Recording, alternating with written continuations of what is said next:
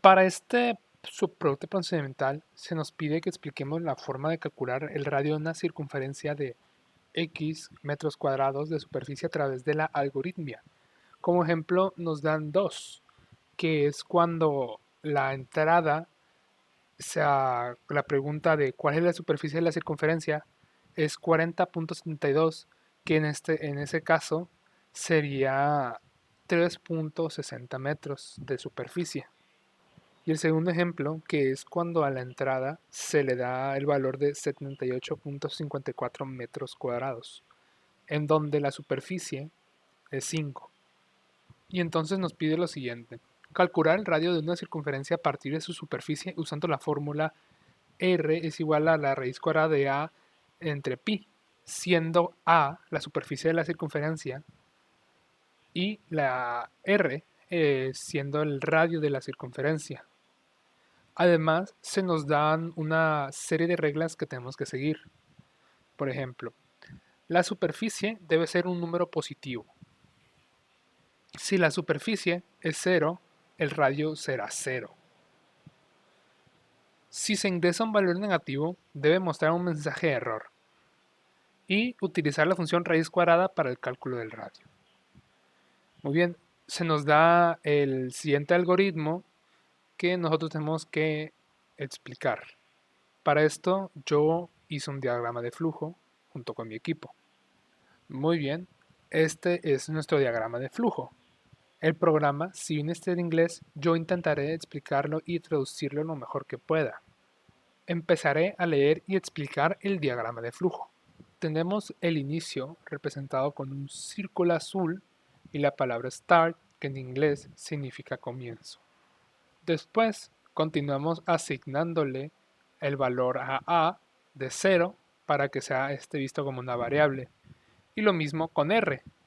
Para que sea una variable le damos el valor de 0 y luego le damos un valor más adelante. Y más aparte a pi como una constante cuyo valor es 3.1416. Tenemos después la siguiente pregunta: ¿cuál es la superficie de la circunferencia?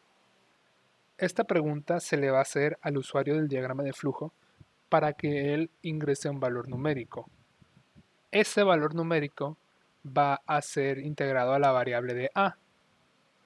Una vez asignado el valor a a, el siguiente símbolo será uno de pregunta, donde se preguntará a la máquina a sí misma si a es menor o igual a 0. Si este es el caso, la máquina se irá por el camino de yes, que en inglés es sí. Al final de este camino, la máquina se hará otra pregunta: si a es un número negativo o en su defecto menor que 0. Si la respuesta es sí, nos iremos por el camino del yes, en donde al usuario se le será presentado el siguiente texto: el valor dado para la superficie representa un valor irreal y negativo. Por favor, inténtenlo una vez más con un valor positivo y superior a 0. Si volviéramos a la pregunta inicial y diéramos un valor 0, por ejemplo, volveríamos al mismo camino del yes, que sería volver a preguntarse si a es menor que 0. Pero en este caso no es menor que 0, sino que es c igual a 0. Por lo que nos iríamos al camino del no. En el camino del no se nos proyecta un texto diferente. La superficie de la circunferencia es 0. Y nuevamente seguiríamos con el final del diagrama. Volviendo a la pregunta inicial de cuál es la superficie de la circunferencia, si a a le damos un valor positivo y superior a 0, como lo puede ser 1, esta vez en la pregunta de si a es menor o igual a 0, nos iríamos por el camino del no, porque tenemos un número superior a 0, en donde se nos manda la siguiente operación. R va a ser dado del resultado de sacarle la raíz a y posteriormente dividirla entre pi. Después de este cálculo, al usuario se le va a proyectar la siguiente oración: la superficie de la circunferencia es y seguido a eso se proyectará el resultado de R, que es, como ya habíamos declarado, el resultado de la operación anterior. Una vez puesto el valor de R, el diagrama de flujo llegará a su fin.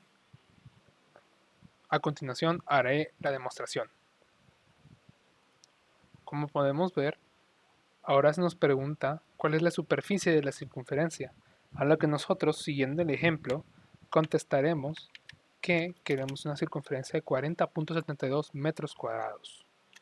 Le damos a OK y aquí en la consola maestra podemos ver